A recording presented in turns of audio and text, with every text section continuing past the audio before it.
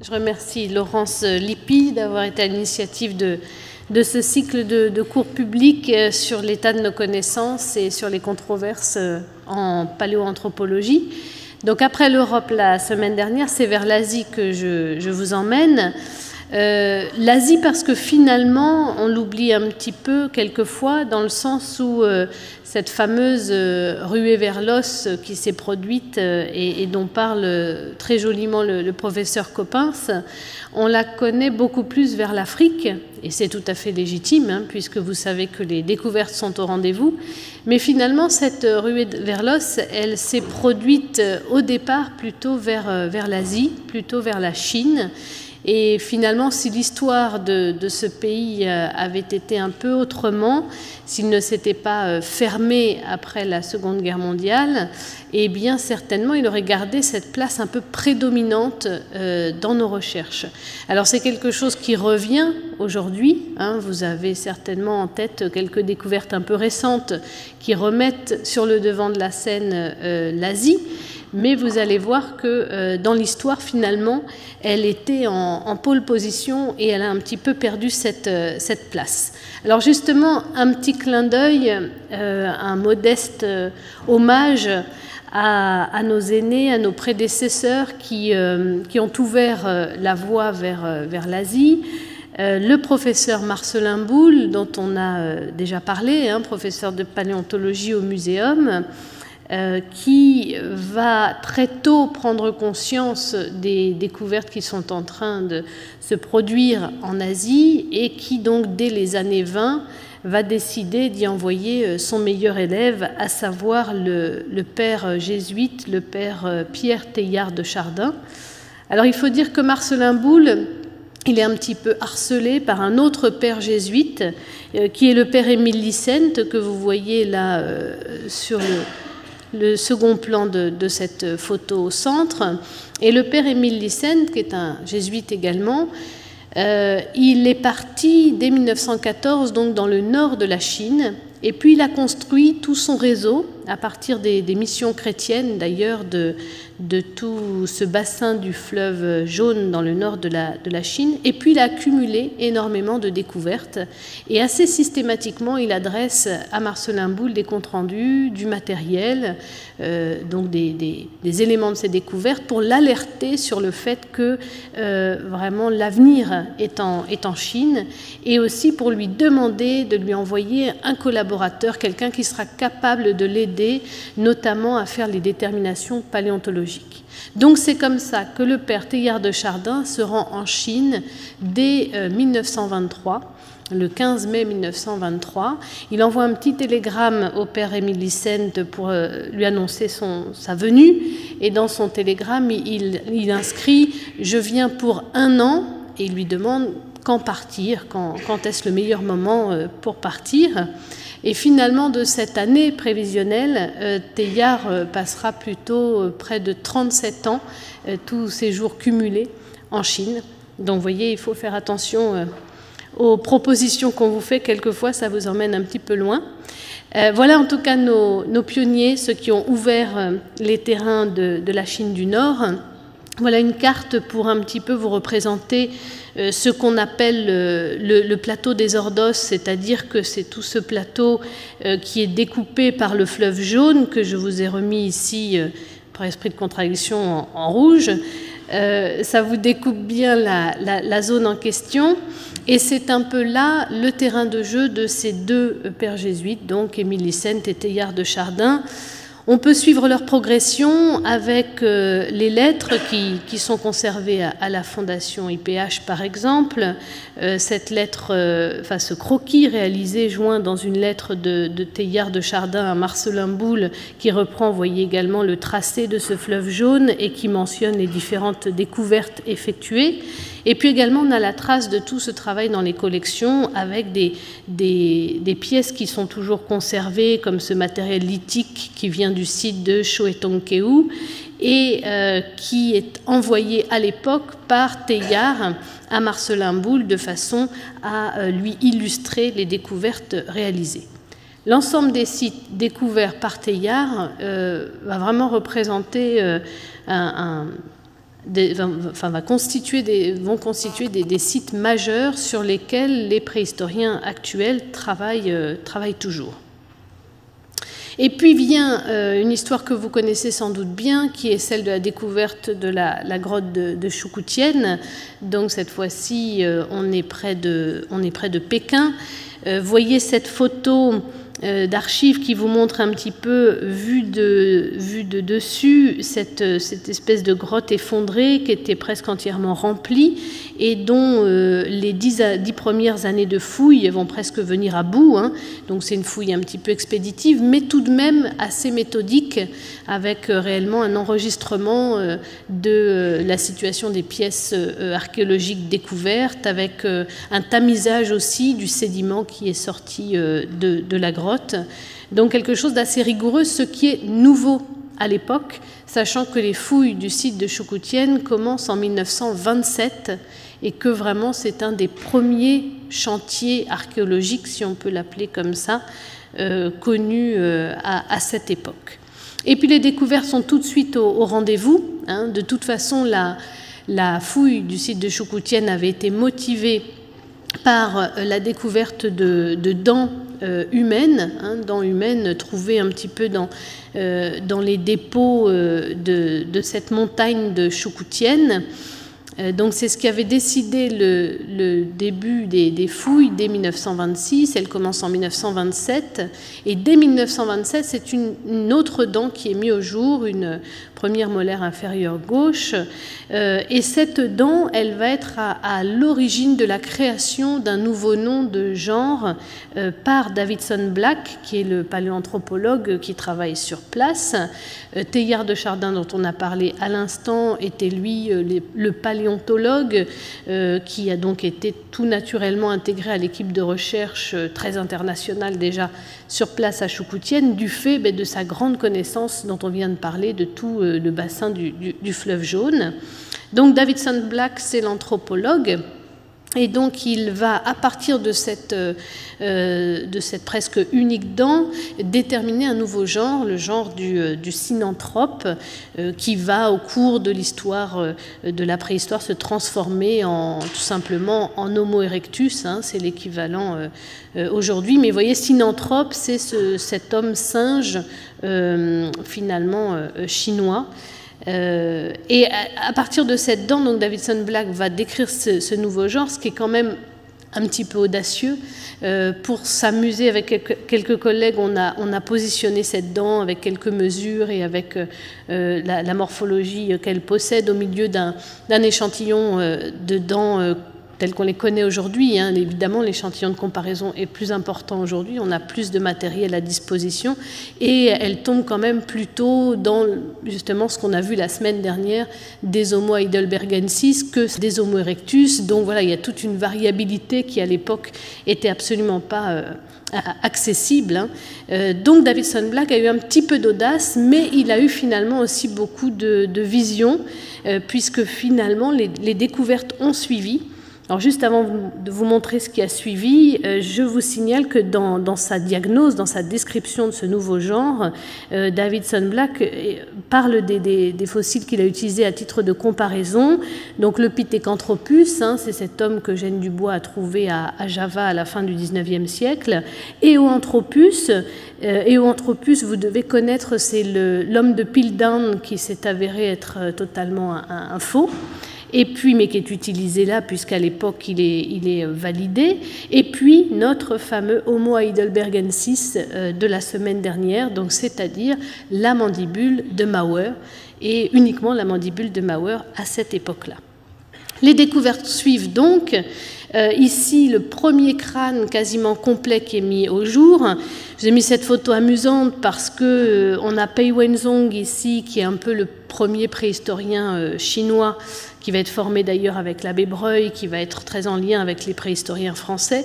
Et vous voyez, il porte le crâne encore dans sa gangue, tel qu'il a été prélevé du site. Et on fait la photo et on ne s'occupe pas du tout d'avoir Pei Wenzhong en entier avec son visage complet. C'est absolument pas ça l'intérêt de la photo. On focalise évidemment sur le crâne qui vient d'être découvert. C'est le premier, on est en 1929. et on a hâte de voir un petit peu la morphologie de cet homme fossile. Et finalement, il va surprendre, puisque regardez ce crâne, dont une partie ici n'a pas été replacée, mais il est quasiment complet, c'est l'endocrâne que vous voyez apparaître. Et donc ce crâne, vous voyez, est assez bas, allongé, il a une espèce de petit bourrelet au-dessus des orbites ici. Ça va vraiment être typiquement ce qu'on va appeler les Homo erectus, et que vous connaissez bien. Mais à l'époque, évidemment, il surprend.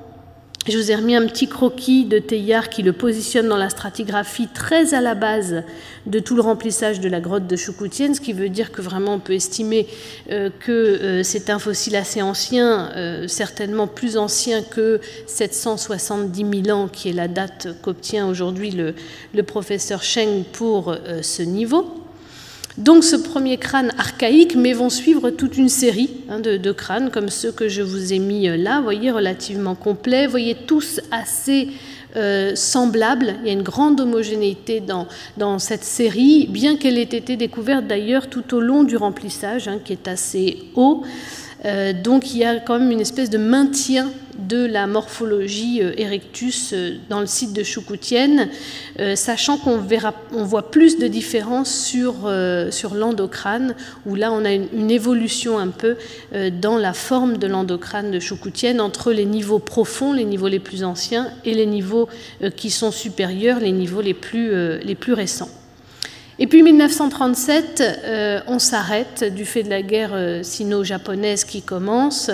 Le travail sur le terrain n'est plus vraiment possible, donc les scientifiques sont au laboratoire. Et j'ai envie de dire, tant mieux pour nous, parce que finalement, ça leur donne beaucoup de temps pour écrire, donc ils nous transmettent de cette façon leurs travaux. Et puis, vous voyez Franz Weidenreich, ici sur la photo, qui a pris la relève de Davidson Black, qui est décédé assez précipitamment. Franz Weidenreich, qui est donc l'anthropologue qui étudie ce matériel de Choukoutienne, un peu sur son temps libre, il va penser à une espèce de reconstitution. Alors on l'a évoqué aussi ce thème la semaine dernière. Vous voyez une reconstitution de chair et d'os de ce synanthrope, de cet Homo erectus chinois. Et c'est vrai que quand on regarde à la fois cette reconstitution qu'il a faite du crâne, ça peut étonner aujourd'hui parce que finalement il a décidé de faire la reconstitution d'un type, le type synanthrope, alors qu'aujourd'hui, et on l'a dit déjà la semaine dernière, on étudie beaucoup plus la variabilité des groupes, intra- et intergroupes dans les populations du passé. Là, il s'agissait pour Weidenreich de produire vraiment le type du synanthrope, donc ça voulait dire mélanger différents fragments de crâne qui n'appartiennent donc pas au même individu, qui quelquefois ne proviennent pas des mêmes niveaux, donc n'ont pas la même datation. Donc une pratique qu'on n'oserait plus tout à fait avoir aujourd'hui, mais toujours pour répondre un peu à ce besoin de complétude et ce besoin d'avoir une représentation assez exhaustive. Mais dans cette espèce de type qu'il constitue, Weidenreich va quand même véhiculer un peu ses idées, c'est presque ses idéaux, dans le sens où vous voyez qu'il va conférer à cette reconstitution un aspect un petit peu d'homme-singe, et puis à la fois aussi, donc de chez Non Manquant, toujours un peu cette même idée, et à la fois avec ses pommettes très en façade, on a quelque chose d'un petit peu asiatique, entre guillemets, ce qui indiquerait une continuité d'évolution entre les fossiles et les populations actuelles. Donc ça, c'est une idée qu'il a défendue et qui, je trouve, est très bien transmise dans la plastique à travers cette reconstitution. Voilà donc un petit peu l'histoire des fouilles à Choukoutienne. L'ensemble de ce matériel, les restes humains, sont mis dans des caisses.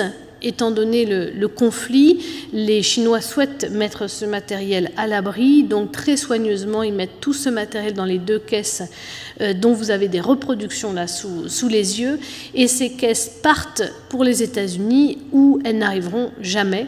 Elles sont perdues en cours de route et on perd tout le matériel original des restes humains de Choukoutienne.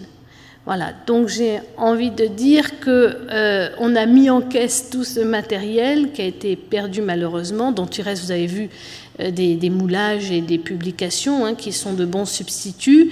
Et on a aussi un petit peu mis en caisse la préhistoire chinoise à ce moment, à cette époque-là, puisque du fait du conflit de la Seconde Guerre mondiale, de la révolution culturelle, la Chine va se fermer et donc les coopérations internationales ne vont plus être tout à fait possibles, les recherches vont stagner.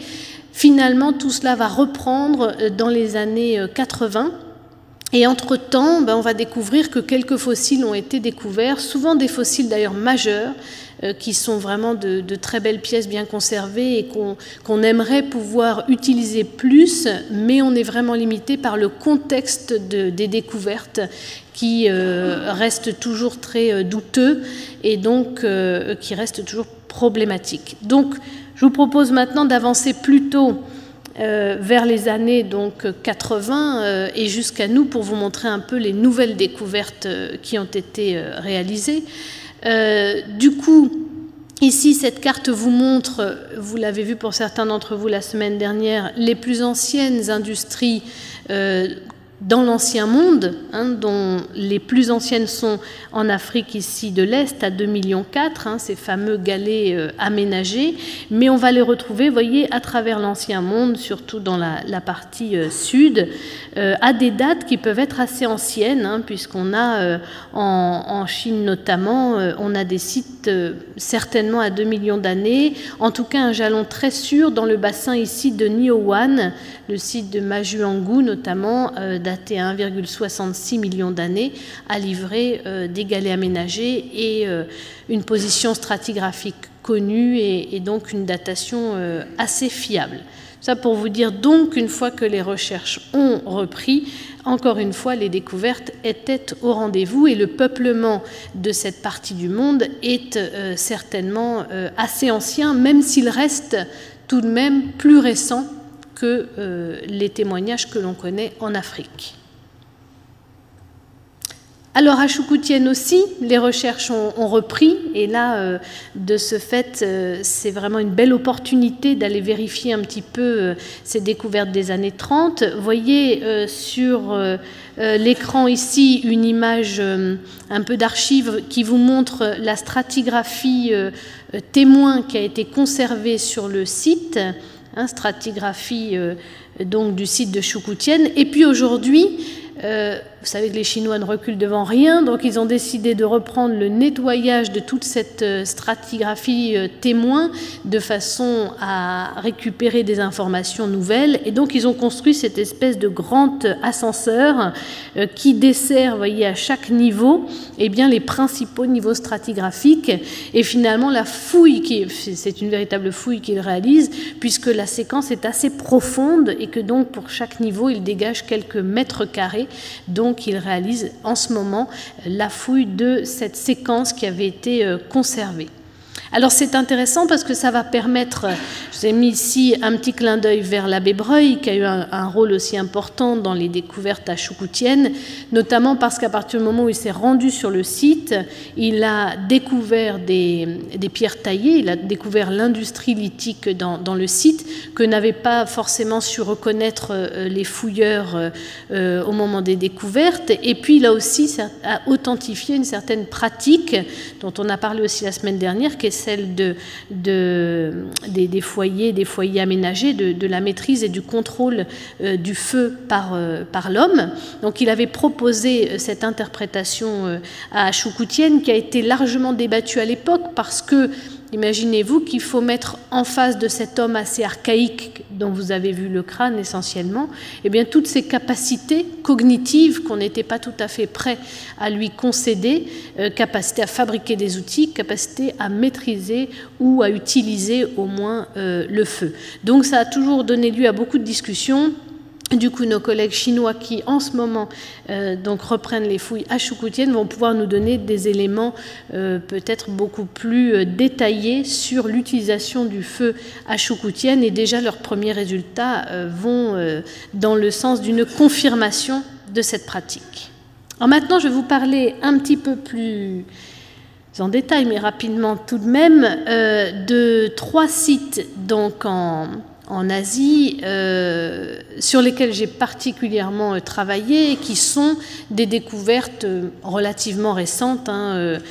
Dans notre discipline, il y a toujours un petit peu d'inertie, donc il s'agit de découvertes qui ont été réalisées entre les années 90 et les années 2002 pour la Turquie. Donc je vais vous présenter ici le site de Nankin, donc en Chine, le site de Yongxian en Chine également, et le site aussi nous terminerons, je crois que j'ai mis dans cet ordre-là, avec le site de Kocabaş en Turquie. Alors Nankin, ça se situe à l'embouchure du fleuve Bleu, vous l'avez là sur la carte. Voilà un petit peu une vue des environs de la grotte. Il s'agit d'une grotte. Dong, ça veut dire grotte, donc c'est la grotte Ulu Dong, c'est la grotte de la coloquinte, parce que l'entrée a une forme de coloquinte. Il y a une vaste salle et une petite salle. La petite salle, elle est finalement, vous en avez une photo ici, avec ce plancher stalagmitique qui recouvre un peu ce remplissage. Et c'est dans ce remplissage qu'on aurait retrouvé le crâne dont je vais vous parler. On aurait, parce que là aussi il s'agit de découvertes de fermiers locaux et qui ont colporté la découverte auprès des scientifiques, qui ont eux-mêmes entrepris une fouille, mais du coup il y a quand même toujours un petit doute quant au lieu de la découverte exacte de ce crâne. Ici c'est le travail de Jean-Jacques Bain du département de préhistoire donc au muséum et son équipe qui a donc daté dans cette grande salle les planchers stalagmitiques, voilà, dans la grande salle ici, cavité principale, et puis dans la petite, celle qu'on appelle donc la salle des crânes ici, cette petite salle, vous retrouvez le plancher stalagmitique et vous retrouvez des datations donc, qui sont proposées autour de 616-615 000 ans. Donc on est sur une période de temps voilà, au-delà de 600 000 ans. Ce qui est assez comparable avec les niveaux inférieurs du site de Choukoutienne dont on vient de parler. Alors, il y a plusieurs éléments. Je vais vous parler du crâne qu'on appelle Nankin 1, que vous avez sous les yeux là. Juste, il faut comprendre que vous avez une partie antérieure du crâne avec, vous voyez ici, un petit morceau de la face, du frontal et puis un petit peu du pariétal, et que vous avez quelques éléments de l'arrière-crâne. Mais vous voyez, il n'y a pas une jonction directe entre l'arrière-crâne et sa partie antérieure. C'est un peu problématique parce que des reconstitutions ont été proposées qui mettent en connexion les deux ensembles. Simplement 2 équipes ont proposé ces reconstitutions, l'une qui est à Pékin et puis l'autre qui travaille plus localement à Nankin. Donc évidemment, il y a une certaine émulation, on va dire, entre les équipes. Donc vous avez les 2 reconstitutions sous les yeux et elles n'ont pas été conçues de la même façon. Donc selon qu'elles mettent en contact ou pas tout à fait ces 2 éléments antérieurs et postérieurs, évidemment, on n'a pas tout à fait le même effet. Alors je suis moi-même en train d'essayer de proposer une 3e reconstitution, mais c'est vrai que la tâche n'est pas tout à fait facile. Au passage, parce que peut-être c'est là qu'on le voit le mieux, vous voyez un petit peu une zone chahutée là sur le haut du crâne. En fait, il y a un remodelage osseux qui s'est produit, qui a été interprété par des collègues chinois et par Eric Trinkos comme le prélèvement de la peau du crâne, donc une espèce de scalp qu'aurait subi cet individu, qui n'a pas entraîné sa mort puisque finalement il y a une réossification qui s'est enclenchée, mais voilà, c'est tout de même à noter et vous raccrocherez ça avec des informations que je vais vous fournir pour comprendre un peu pourquoi on retrouve ces fragments humains d'un peu plus de 600 000 ans au fond de cette petite grotte. Je ne vous embête pas trop avec ce graphique, c'est juste pour vous donner quelques éléments. Dans ce graphique, j'ai mis tous les fossiles un petit peu à disposition, si je puis dire, asiatiques et aussi africains. J'ai pris certaines mesures et ensuite, vous avez un traitement statistique qui vous permet d'organiser les fossiles par groupe en fonction justement des partages de ces combinaisons de mesures. Donc en fait, sur cet axe 1 qui est le plus fort, qui est celui qui représente le plus de variance dans l'échantillon, vous avez tous les petits qui sont groupés ici à gauche, c'est la taille qui est représentée. Et puis, vous avez les plus gros spécimens qui sont à droite. Donc, ce n'est pas cet axe qui nous intéresse le plus, si ce n'est qu'on voit que notre fossile de Nankin se place parmi ces fossiles, on va dire, petits et intermédiaires, donc parmi ces petites formes d'Homo erectus. Ce qui est intéressant, c'est que sur cet axe 2, on a une autre information, notamment ce fossile de Nankin, il est très proche, il est vraiment situé, aligné avec les fossiles de Choukoutienne et avec d'autres Homo erectus comme Sangiran 17 par exemple à Java ou Olduvai 9 en Afrique. Donc il est vraiment dans le groupe de ces Homo erectus et vraiment proche de ces hommes que vous avez vus à Choukoutienne. Donc tout concorde, la morphologie, les dimensions et puis la datation, vous avez vu que les datations sont tout à fait comparables. Juste une belle, ici, hyène géante, pour être un petit peu spectaculaire, c'est une photographie que j'ai empruntée à Anne-Marie Moigne, qui est paléontologue. Nous n'avons pas de hyène géante dans le petit site, dans la grotte de Nankin que je viens de vous présenter, mais il y a quand même beaucoup de hyènes, et d'ailleurs il y a beaucoup de carnivores, il y a très peu d'herbivores, et il n'y a aucune industrie, il n'y a rien qui ait été laissé par l'activité humaine. Autrement dit, cette petite grotte ressemble à un repère de hyènes, et autrement dit, notre homme de plus de 600 000 ans qui s'y trouve a certainement quand même été amené là par un de ces grands carnassiers. C'est important, juste au passage, c'est important en fait de signaler le rôle de ces grands carnivores parce que certains paléontologues proposent l'hypothèse selon laquelle, quand ils vont disparaître, ils vont finalement laisser des niches aux hominidés qui vont pouvoir donc conquérir de nouveaux territoires, qui vont avoir finalement aussi un prédateur, entre guillemets, en moins, et donc ça aura un impact sur le développement même biologique de l'homme. C'est une proposition et c'est intéressant de se rendre compte que cet homme de Nankin, par exemple, subissait encore la pression de ces grands carnivores. Yongxian maintenant, qui se trouve, alors on a l'impression qu'il est plutôt lié au fleuve jaune, mais finalement il est vraiment dans le bassin du fleuve bleu, il se situe sur un des affluents du fleuve bleu que vous avez là. Alors là c'est un site de plein air, c'est un site qui a fait l'objet justement, qui est assez exemplaire d'une collaboration internationale donc entre une équipe française et chinoise et d'une collaboration pluridisciplinaire, donc vraiment impliquant des spécialistes de différentes disciplines. Et cette collaboration donc, a donné lieu à toute une investigation dont je vais vous donner quelques résultats et a été publiée dans une monographie donc, sous la direction du professeur Delemley, parue ici en 2008. Alors vous avez le fleuve Han ici, et donc on est en contexte de terrasse fluviatile, de site de plein air. Vous avez ici la stratigraphie avec ces niveaux de sable et de limon alternés, et puis dans cette couche C3, l'essentiel du matériel archéologique, c'est-à-dire les outils taillés, les restes de faune d'animaux dont certains sont encore en connexion anatomique, et puis deux très beaux, si je puis dire, en tout cas très bien conservés, crânes assez archaïques qu'on a d'une façon assez large attribués à Homo erectus. Je dis d'une façon assez large parce que je vais vous montrer justement que les résultats de l'étude tendent quand même à le dissocier de ces erectus qu'on vient de voir à Choukoutienne ou à Nankin. Je vous disais donc recherche pluridisciplinaire et qui permet du coup, d'abord donc on a une stratigraphie, un bon contrôle de la provenance de ces différents vestiges, et ensuite on a une analyse donc, du paléomagnétisme de la séquence, qui permet de suivre en fait les inversions du paléomagnétisme et donc qui sont elles-mêmes, quand on peut les identifier, datées.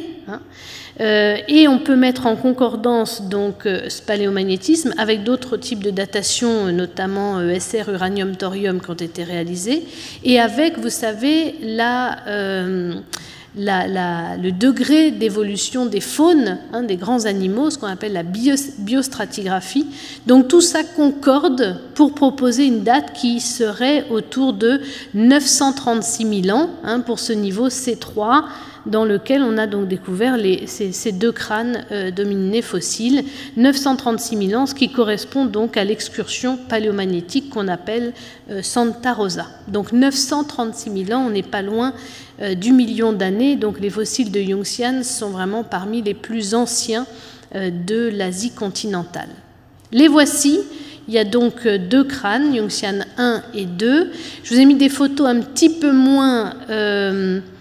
un petit peu finalement un peu plus réaliste sur l'état de conservation de ces fossiles, puisque vous voyez qu'ils sont très aplatis. Ils ont vécu une histoire post-dépositionnelle, non pas complexe, mais en tout cas longue, qui fait qu'ils étaient en bord de rivière, ayant acquis une certaine plasticité, et se trouvant ensuite, après quelques milliers d'années, enfouis sous plusieurs mètres de sédiments, à savoir 12 mètres de sédiments au moment de la découverte.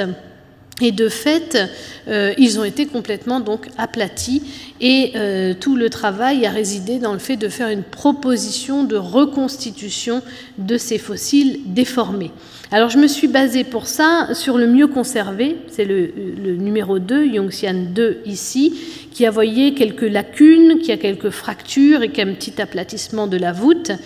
Mais qui est quand même moins altéré que ce spécimen numéro 1, dont, ceci dit, l'os zygomatique, l'os de la joue, qui est sur le côté du crâne, a lui été bien préservé. On passe par toute une étape d'argumentation scientifique, bien sûr, pour comprendre comment la déformation s'est produite et comment on peut proposer de retrouver la forme originelle du fossile, puis une manipulation 3D qui permet de mettre en place la restauration proposée, une succession donc de modifications qui permet de reconstituer le crâne. Et du coup ici vous avez le fossile numéro 1 et le fossile numéro 2, et entre les deux, finalement, la reconstitution que j'ai proposé de réaliser et qui a ici été produite en frittage de poudre polyamide, c'est-à-dire qu'elle a été imprimée en 3 dimensions, tout simplement, avec une imprimante 3D. On a donné une forme physique au projet qui a été réalisé uniquement en 3D.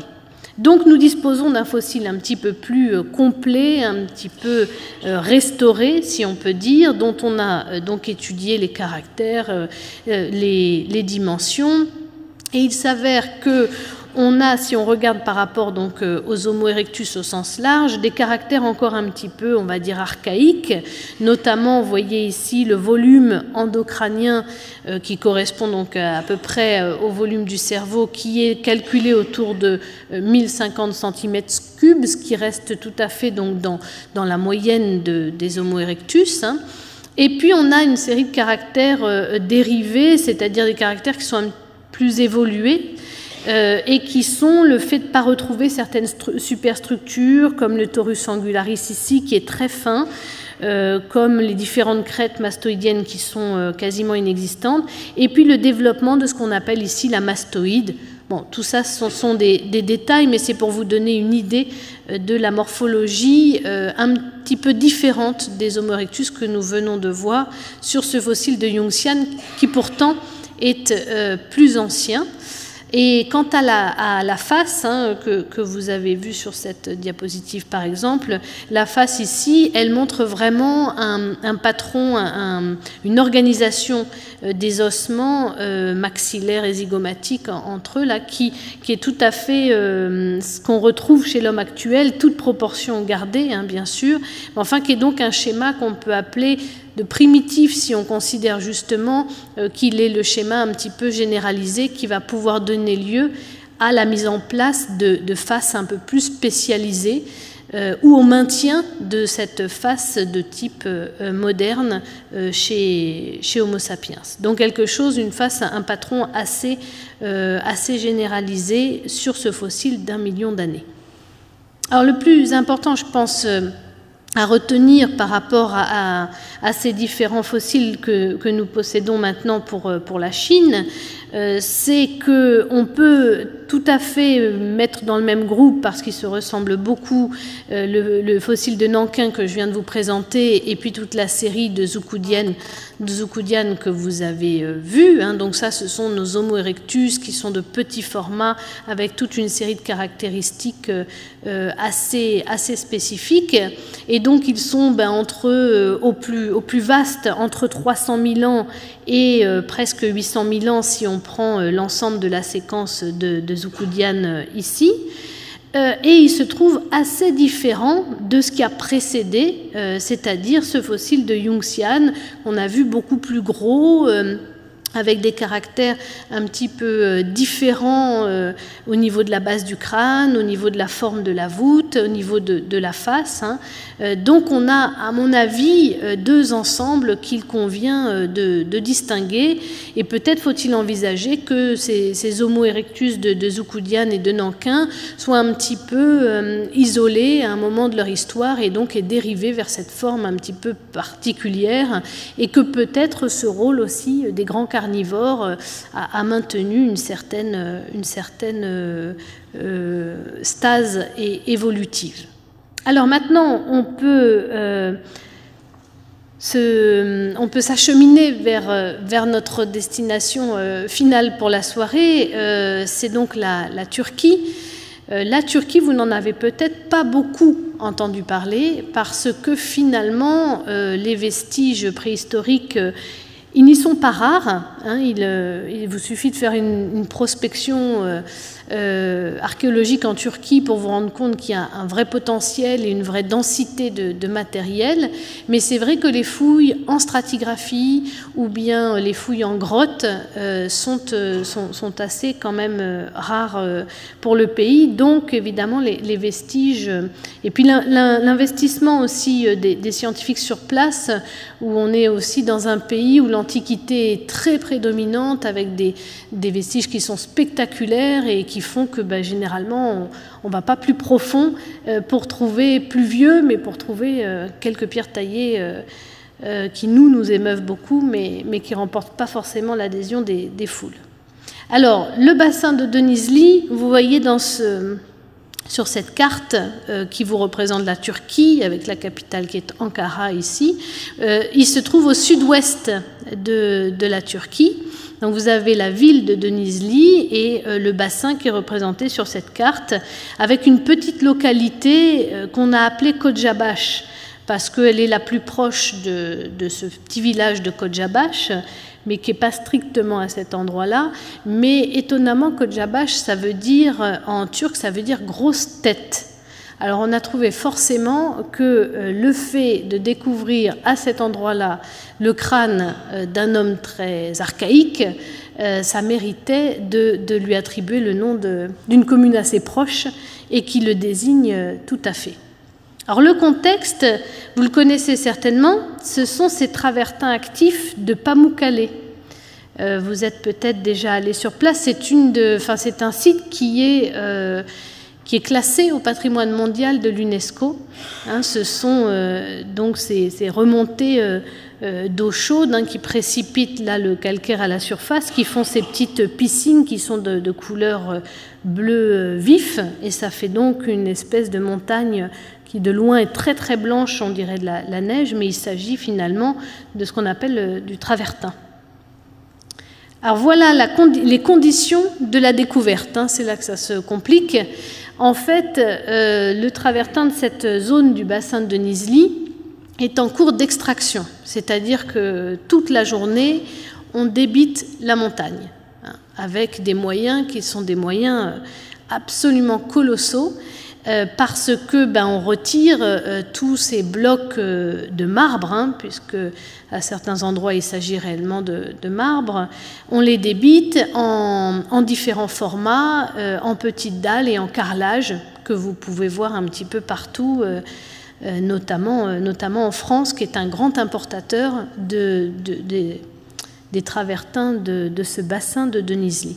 Vous voyez un peu donc les conditions de travail, hein, sont ces grandes roues là, ces grandes lames, pardon, qui viennent donc débiter des tranches de roches. Et un jour, en 2002, un des ouvriers qui est en train de faire son travail a vu tomber au moment où il débitait son gros bloc quelques petits fragments, et fort heureusement, il les a mis de côté. Et donc, quand notre ami et collègue géologue turc qui s'appelle Mehmet Cihat Alsisek est passé par là, il a pu récupérer ces ossements, se rendre compte du fait qu'ils étaient importants et nous les confier pour étude. Donc il s'agit d'une tranche de crâne. Vous l'avez ici représenté de façon synthétique. Les lames sont passées donc à travers ce petit crâne et quelques fragments ont été conservés. Vous les avez ici, ces fragments, donc une partie de l'orbite droite, une petite partie du pariétal droit, et puis une petite partie de ce qu'on appelle le fronto-pariétal, donc à gauche. Donc on va dire grosso modo la partie antérieure et supérieure de ce crâne. Vous voyez que donc il s'agit de 3 fragments qui ont été disloqués. En fait, il s'agit d'un individu adulte, parce que vous voyez par exemple que ici ces sinus frontaux sont assez bien développés, et donc même s'il y a une variabilité, on sait que les sinus se développent plutôt à la puberté et après la puberté. Donc il s'agit très probablement d'un individu adulte, mais encore un jeune adulte. Donc ces sutures, les sutures crâniennes ici, qui permettent aux os du crâne de fonctionner ensemble et de se souder progressivement, et bien là, ces sutures ne sont pas tout à fait fermées, ce qui fait que les ossements se sont très vite disloqués. Donc ici, les images issues donc du scanner médical qu'on a fait faire et des données 3D qu'on a générées, qui nous permettent notamment de bien visualiser le volume des cavités sinusales frontales, mais qui nous permettent aussi de produire une reconstitution. Alors là, plus simple que la précédente, on n'est pas du tout dans le cas d'une déformation plastique qu'il faut compenser. Là, on est dans le cas de la remise en connexion anatomique d'ossements qui fonctionnent ensemble puisqu'ils appartiennent au même individu. Donc vous les avez ici, à nouveau, sur l'écran. On est parti du principe que pour remettre les 2 os pariétaux ensemble, c'est assez simple parce que les petites dents des sutures viennent s'engrainer assez facilement. Et pour plus de sécurité, on a replacé ces 2 fragments dans un volume qui est le volume forcément initial du crâne, puisque vous voyez ici, sur le crâne notamment, apparaît la diploée, c'est-à-dire ce qui est à l'intérieur coincé entre les 2 tables osseuses du crâne. La diploée apparaît ici puisqu'il s'agit de la trace laissée par la découpe de la lame. Donc on sait là que la lame a découpé à cet endroit précis, et puis on a la trace de la découpe sur la partie inférieure.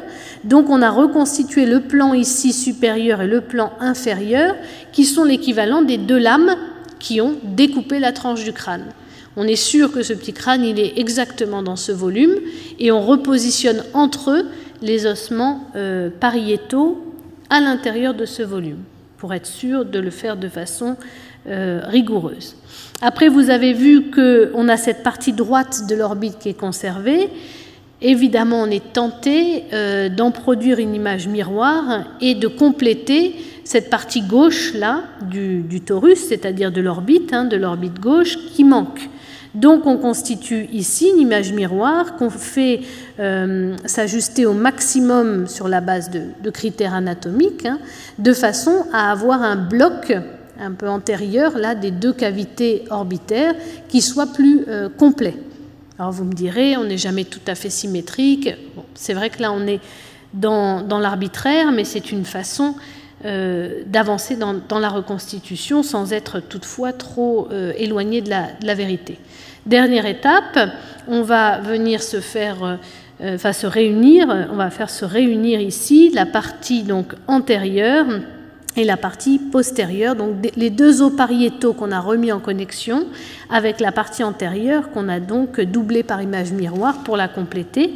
Donc on fait s'ajuster les deux parties et on obtient donc ici la reconstitution de ce petit crâne que vous voyez sur cette image en vue supérieure. Nous avons donc encore une fois un fossile un petit peu plus complet, un petit peu plus facile à étudier.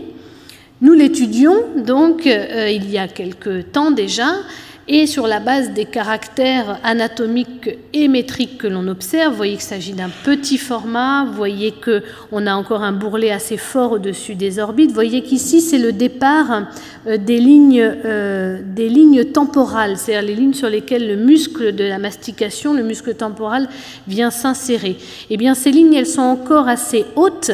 Chez nous, elles sont en position assez basse, puisque notre muscle est beaucoup plus gracile et notre crâne et endocrâne est plus développé. Mais sur les formes archaïques, cette ligne, elle se trouve un petit peu haute par rapport à l'actuelle. On a aussi ce resserrement derrière les orbites qui est tout à fait typique d'un endocrâne, d'un cerveau qui ici est beaucoup moins développé, beaucoup moins volumineux et dont les lobes frontaux donc sont moins développés, ce qui est encore une fois plutôt une caractéristique de Sapiens. Donc c'est un individu de petit format et relativement archaïque. C'est tout ce qu'on sait à cette étape-là, puisque, étant donné les conditions de sa découverte, on n'a pas réellement d'informations sur sa datation. Donc on entreprend, toujours dans le cadre d'une étude pluridisciplinaire et internationale, eh bien on entreprend de dater les niveaux dont provient ce crâne. Alors là aussi, ça a fait l'objet de questions, puisque la découverte ne s'est pas faite in situ. Du fait, on a essayé de savoir exactement d'où provenait le crâne, et maintenant, en recoupant vraiment toutes les informations, on est assez confiant sur le fait que ce crâne provient de toute cette partie qui est représentée là, qui s'appelle les travertins supérieurs, parce que de toute façon, à l'époque, en 2002, seuls ces travertins étaient excavés par les fabriques de carrelage, si je puis dire. Donc uniquement ces niveaux étaient donc utilisés. Et de toute façon, maintenant qu'on est sur les niveaux inférieurs de travertins, eh bien on voit bien qu'il n'y a aucun fossile qui sort des niveaux inférieurs. Donc tous les fossiles proviennent du niveau supérieur. Donc ça, on est assez confiant maintenant sur le lieu de la découverte. Et il fallait ensuite dater toute cette séquence. Donc vous voyez, vous avez une séquence avec au sommet des niveaux fluviatiles, puis des niveaux de travertins que vous voyez là sur l'image, puis des niveaux gris ici qui sont encore des niveaux fluviatiles, puis les fameux travertins inférieurs.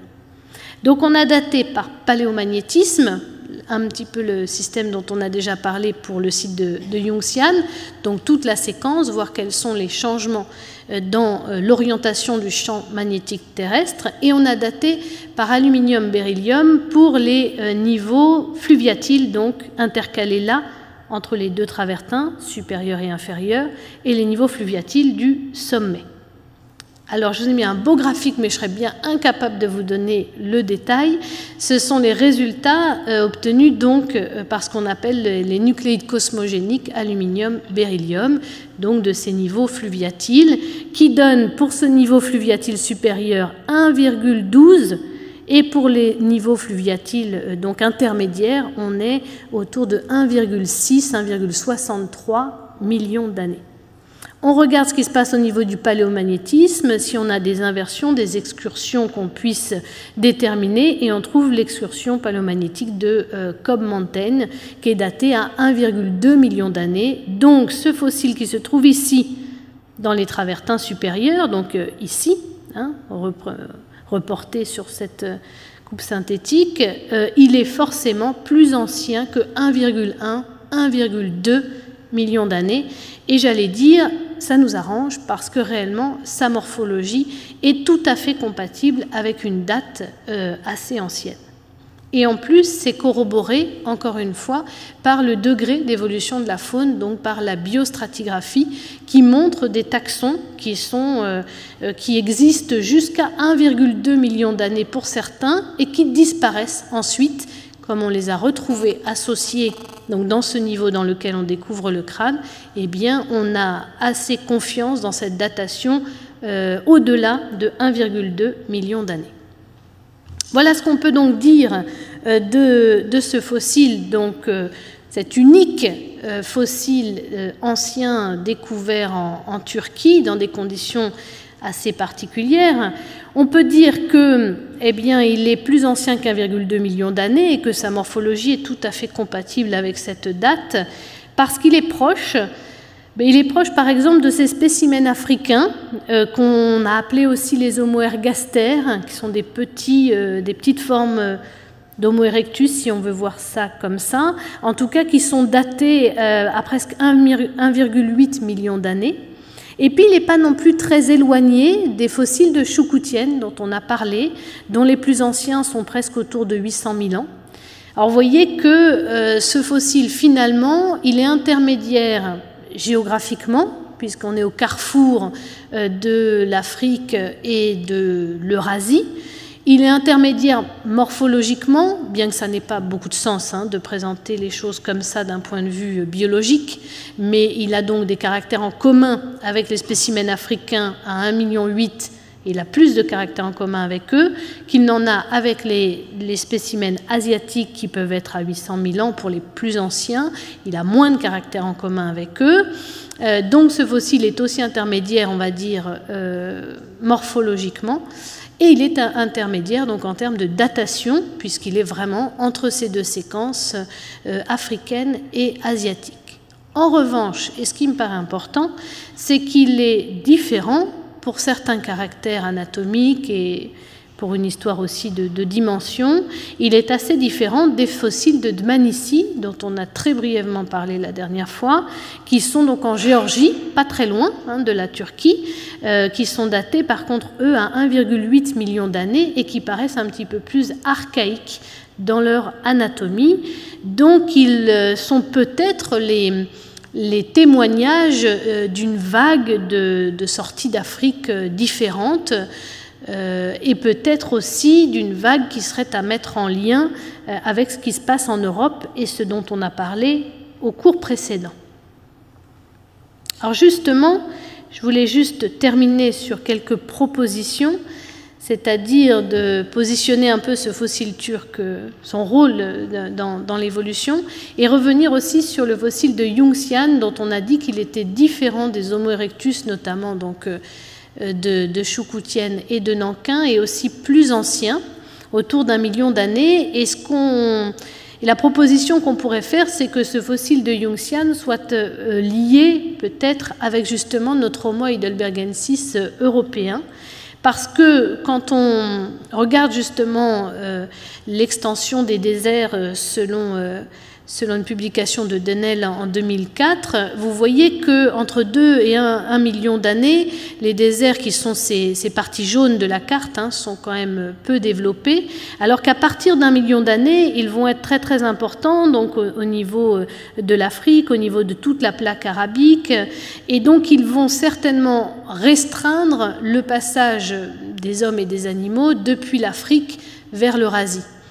Alors, à ce moment-là, le site de Yunxian, qui est ici en Chine, lui, il est peut-être donc en meilleure position, si je puis dire, il est peut-être un meilleur candidat pour envisager ici une position ancestrale de ces fossiles qu'on retrouve en Europe et qu'on a appelés les Homo heidelbergensis. Parce que, notamment, vers l'Europe occidentale, vers le site de Tautavel qu'on a évoqué la dernière fois, donc près de Perpignan, eh bien on a cette arrivée de certaines formes, certaines faunes asiatiques, autour donc de 800 000 ans, on a déjà des éléments, et puis ensuite pour des périodes un petit peu plus récentes. Donc on a la faune qui nous vient de l'Est.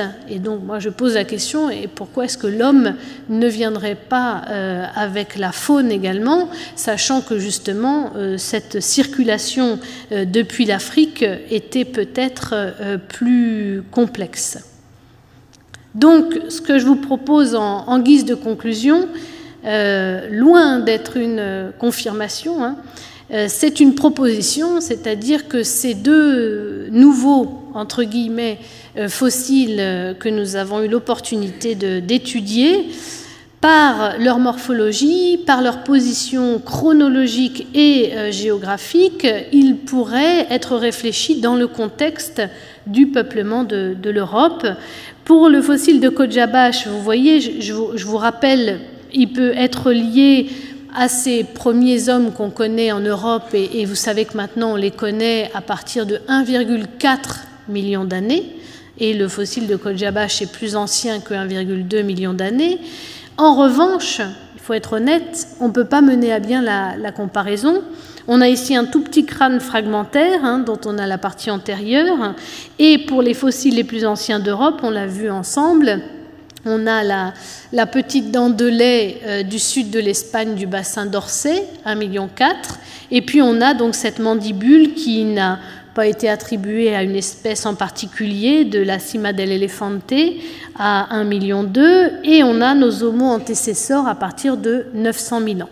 Et vous vous souvenez que la dernière fois, on a évoqué cette dynamique particulière en Europe, notamment due aux oscillations climatiques de grande ampleur et de fréquence importante, et qui ferait qu'en Europe occidentale, on aurait un phénomène d'évolution buissonnante tel qu'on peut l'avoir conçu, alors de façon spectaculaire pour l'Afrique, hein, mais un petit peu aussi, on l'a envisagé pour l'Asie, donc quelque chose d'un peu buissonnant. Alors peut-être qu'il y a une contribution de vagues de population venant de l'Est, et qui ici vient expliquer la discontinuité aussi un petit peu dans ce peuplement. Donc Kodjabash a peut-être joué un rôle. Pour l'instant, on ne peut pas faire strictement de comparaison pour aller plus loin. Un peu plus tard, à 1 million d'années, avec le fossile de Yunxian, avec déjà cette circulation de la faune que l'on a depuis l'Est, eh bien, on peut peut-être envisager un lien avec nos Homo heidelbergensis, parce que là, on a des caractéristiques anatomiques qui sont quand même tout à fait compatibles, qui en tout cas amènent à réfléchir sur donc à ce moment-là une origine un petit peu plus asiatique qu'africaine, comme c'est souvent proposé pour les homininés d'Europe, qu'on va appeler, sans trop se compliquer ce soir, les Homo heidelbergensis. Voilà pour le tour d'horizon en Asie ce soir, et donc je vous remercie pour votre attention. J'aimerais savoir comment on sait, ou on peut formuler l'hypothèse, qu'une partie de la faune de Tautavel a des origines asiatiques. Alors, en fait, dans les différentes couches qui sont conservées à Tautavel, hein, on a vu la semaine dernière qu'on avait à la base du remplissage 700 000 ans, au sommet 100 000 ans, donc on a 600 000 ans qui sont enregistrés, de variations de cortège faunique qui fonctionnent avec les oscillations climatiques, et puis qui fonctionnent aussi avec ces mouvements de faune, dont du coup certains taxons, tels que ça peut vous être illustré ici, eh bien, proviennent plutôt de l'Est. Donc c'est aux paléontologues de vous répondre, et c'est une question qu'on est en train de regarder en détail, parce que l'idée c'est de se dire que l'homme n'a pas forcément suivi la faune, simplement si la faune vient de l'Est, alors à ce moment-là il y a un passage, il y a une voie de communication, et donc elle a pu être empruntée par l'homme également. Ce dont je ne vous ai pas parlé, parce que finalement je suis anthropologue, donc je me garde bien d'aller trop loin dans mes explications, et en termes paléontologiques et en termes de comportement technique. Mais ce qui est intéressant aussi, ce sont ces industries dont on a parlé, les industries acheuléennes, que vous connaissez bien, et ces industries HELN, ou plutôt ces assemblages qu'on dit à biface, eh bien on les retrouve à travers l'Ancien Monde, comme on avait nos galets aménagés de l'industrie oldowayenne à travers l'Ancien Monde, à des périodes un peu différentes. Donc on peut suivre une espèce éventuellement de dispersion de cette innovation technologique qu'est la fabrication du biface. Et là encore, on a quelque chose, on a des cortèges un peu plus anciens en Asie qu'ils ne sont en Europe occidentale. Donc on pourrait aussi envisager qu'il y ait un passage à ce niveau-là. Mais les préhistoriens font une différence dans les assemblages lithiques entre, on va dire, les bifaces de Chine et les bifaces d'Europe. Et donc, il y a beaucoup de discussions, mais je crois que l'essentiel débouche sur le fait qu'on n'est pas en présence d'une diffusion de ce phénomène technologique, mais qu'il y a plutôt des apparitions locales ou au moins des récupérations, des aménagements selon des savoir-faire très locaux, et que donc, ce n'est pas aussi simple que ça. Mais il y a aussi cet aspect-là quand même. C'est-à-dire qu'on a à ce moment-là des comportements techniques qui sont assez comparables, même si on peut voir des traditions culturelles ou des savoir-faire un peu différents selon, évidemment, ces très vastes espaces et ces régions, ces parties du monde très différentes. Sur l'idée de la migration de l'Afrique, d'Homo erectus, de l'Afrique vers la Chine, puis vers l'Europe. Pourquoi la migration ne s'était pas faite également de l'Afrique vers l'Europe, puisque vous avez dit que les déserts, à cette époque-là, n'étaient pas un obstacle. Est-ce que c'est la Méditerranée qui était un obstacle, le Caucase, les montagnes? Merci. Alors en fait, en tout cas, je me suis mal exprimée. Je ne voulais pas dire qu'il y avait un passage obligé par l'Asie pour rejoindre l'Europe. Mais c'est vrai qu'on n'a pas beaucoup d'éléments très anciens en Afrique du Nord. On en a quelques-uns quand même. Donc il y a éventuellement un passage, pas aussi ancien que Kodjabash à 1,2 million ou un peu plus, par exemple. Après, il y a des discussions sur le fameux détroit de Gibraltar, où il y a presque une position formelle à penser qu'il n'était pas franchissable, et où encore très récemment, un colloque scientifique qui s'est tenu au Muséum, certains chercheurs ont présenté qu'aujourd'hui même, il y a des associations qui se forment de personnes qui traversent Gibraltar à la nage et qui donc prouvent qu'on peut passer ce détroit. Bon, ceci mis à part, oui, il y a des éléments pour dire qu'il y a quand même un passage de l'Afrique vers l'Europe. Mais l'essentiel, je crois, c'est de garder en tête ce qu'on a comme élément aujourd'hui sur le peuplement de l'Europe et qui montre qu'il y a d'abord éventuellement ce buissonnement. Donc buissonnement, ça veut dire des petits phylums qui dérivent, mais aussi peut-être des apports, des flux géniques qui arrivent de l'extérieur. Et que donc le peuplement de l'Europe, le scénario qu'on envisage aujourd'hui, c'est vraiment celui et de ce buissonnement et de cette discontinuité, aussi en fonction des oscillations climatiques qui font que les hominidés peuvent monter dans le nord quand les températures sont clémentes et puis redescendre dans des zones refuges où ils vont donc avoir un effet réservoir quand la population va avoir une démographie qui va reprendre.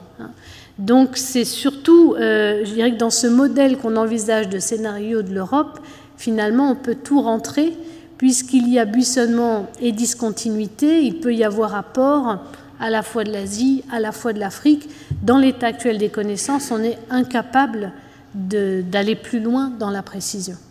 Oui, bonsoir. Au début de l'année, il y a aussi Florent Détroit qui a fait une série de conférences et il nous a parlé d'une grotte qui s'appelle Calao, je crois que c'est aux Philippines. Il avait publié un métatarsien qu'il avait attribué au genre Homo. Il a dit qu'il y avait aussi d'autres papiers qui doivent sortir, mais sans dire la date. Est-ce que vous savez quand est-ce que le papier va sortir? Non, je n'ai pas vraiment d'idée. En revanche, ce dont vous parlez, ça me fait penser quand même à Denisova, ça me fait penser que Stringer a écrit, a lancé des idées quant à la découverte de Denisova. Vous savez, c'est donc en Sibérie, cette phalange sur laquelle on a fait des études paléogénétiques qui a révélé une nouvelle espèce, et comme cette phalange est dans un niveau stratigraphique assez récent, finalement c'est une nouvelle espèce, les denisoviens, qui serait contemporaine de à la fois Sapiens, Néandertal, qui est sur la fin si je puis dire, et puis même Flores. Donc on aurait à ce moment-là une période de temps assez récente, ce qui était assez inattendu jusqu'à présent, 4 espèces qui coexistent. Et donc ces denisoviens, les recherches génétiques ont permis de montrer qu'ils avaient un ancêtre commun avec justement la lignée néandertale, enfin la lignée heidelbergensis néandertal, qui remonterait à 1 million d'années. Donc là encore, on revient un petit peu, on est en Sibérie, on revient un petit peu sur cette idée qu'autour d'1 million d'années, on a tout à fait la possibilité qu'en Asie est émergé ce groupe ancestral de ces populations qui vont se développer ensuite en Europe, donc en Europe occidentale, et qu'on a appelé heidelbergensis ou néandertalien. Juste une question, on parle beaucoup aux alentours d'1 million d'années, donc de Néandertal, Homo sapiens, l'homme de Flores. Et en Afrique, on a trouvé des hommes aux alentours d'1 million d'années ? Alors, en fait, toutes les espèces dont on vient de parler, Flores, les restes qu'on a, ils sont plutôt autour de 18 000 ans. Autrement dit, c'est hier pour nous. 18 000 ans, on pensait qu'il n'y avait que du sapiens, on a Flores.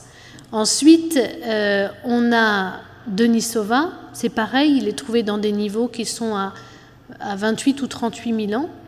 Et puis on sait qu'on a Néandertal un peu sur la fin de son histoire. Donc on est plutôt sur cette tranche de temps, à partir de 40 000 ans jusqu'à nous, où on a cette coexistence d'espèces qu'on n'attendait pas.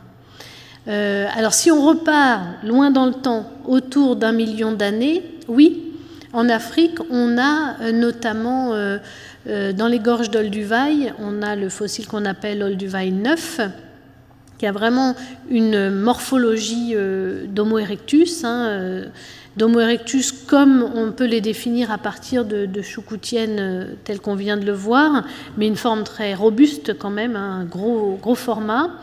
Et puis on a d'autres fossiles comme le fossile de Bouri qui a été trouvé aussi, d'Aka Bouri, qui a été trouvé dans la Ouache, et puis en Érythrée, un fossile qui s'appelle Bouya. Et l'ensemble de ce cortège, de cette série de 3 crânes en l'occurrence, eh bien, est assez cohérent et montre donc cette forme erectus assez robuste avec un torus au-dessus des orbites assez fort. Donc autour d'1 million d'années, on a en Afrique aussi une série de fossiles. Candidats peut-être au titre d'ancêtres de ces hominidés européens. Merci.